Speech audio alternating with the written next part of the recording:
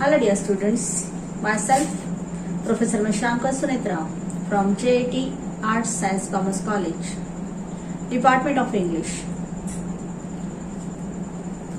The topic of my presentation is Symbolism in R.K. Narayan's The Guide. Symbolism is the practice of using an object or a word to represent an abstract idea. So, an action, person, place, word or object can all have a symbolic meaning. And even in our day-to-day life also, we use symbols. Just for example, at the time of Valentine's Day, when a young lover offers red-colored flowers to his beloved, he shows his love, and that red-colored flowers symbolizes love. Yellow-colored flower symbolize friendship. White color stands for peace. So all these are symbols. Lily flowers stand for death. Rose flowers stand for love. So symbolism means the art of using an object to represent an abstract idea. So when an author wants to suggest a certain mood or emotion, he uses symbolism. And in using symbolism, he hints at it rather than bluntly saying it.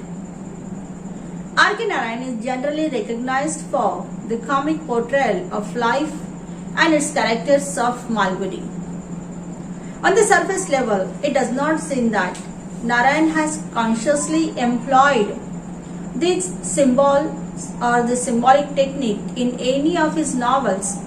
But when we analyze his novels, we find a number of symbols used in his novels, in his stories, and they enlarge the scope of varied interpretations.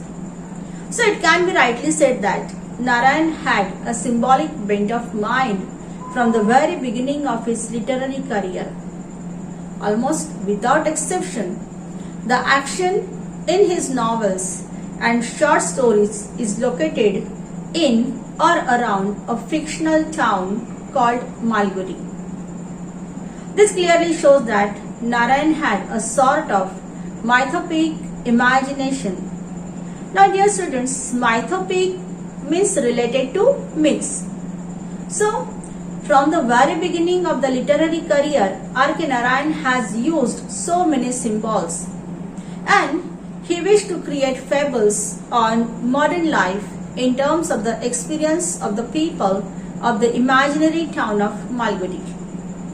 Narayan embodies the pure spirit of Hinduism, and we find that sustaining theme of Hinduism operates in his novels.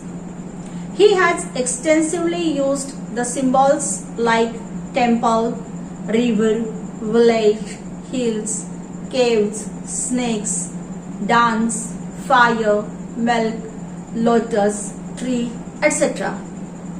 And through these symbols, he has presented Indian life. So there is Indianness reflected in his writing. Now, in this novel also, R.K. Narayan has used so many symbols, but we are going to focus 4 major symbols he has used in this novel. The first symbol that he has used is the town of Malgudi. Now, Malgudi is a fictional town of South India, and here we find that Malgudi undergoes tremendous changes, including the arrival of railway in the town, in that village.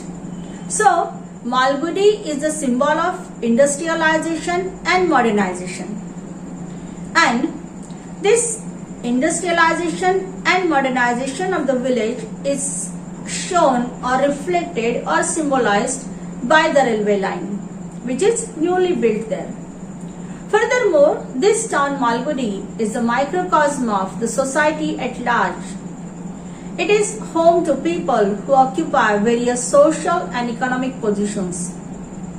The Sheikh, for instance, is clearly wealthier than Raju and his family, whereas the poor people who occupy the huts outside town where Raju takes Rosie to meet the snake charmer, are much poorer, and these people belong to low caste. Malgudi's geography reflects the wider country. So, it is said that Malgudi is miniature of India. Now here, as far as this name Malgudi is concerned, it is blend of the two names, that is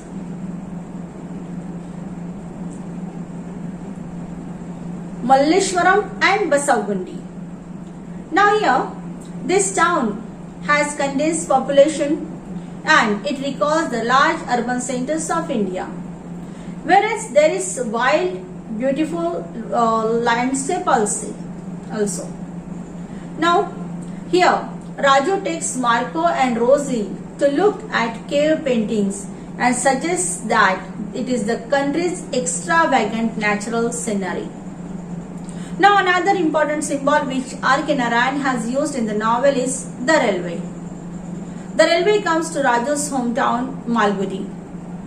It comes to his town when he is still a child, and this railway represents modernization and industrialization.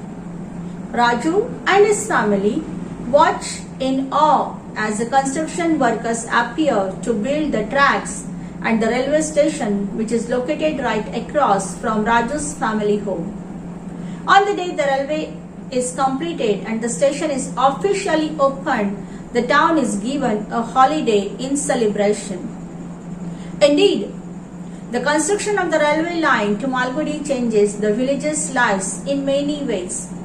Raju's family, for instance, grows wealthier as a result of the second shop that Raju's father opens in the station. Raju's own career prospects and transformed by the railway. When visitors who arrive by train become the customers that he leads them as a tourist guide. The railway not only improves the financial prospects of Raju's family, but it also opens the family and the town's inhabitants to a broader world beyond Malgudi. It exposes them to the people from all over India and from different walks of life. So it symbolizes modernization and industrialization. So the depiction of the railway in this novel alludes to the way in which these forces have the capacity to transform people's material, social and cultural prospect. So this railway has transformed Raju's life also.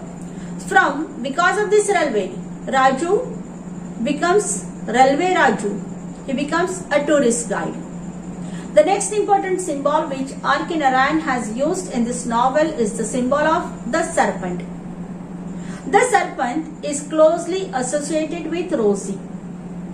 It symbolizes feminine power and energy in the novel.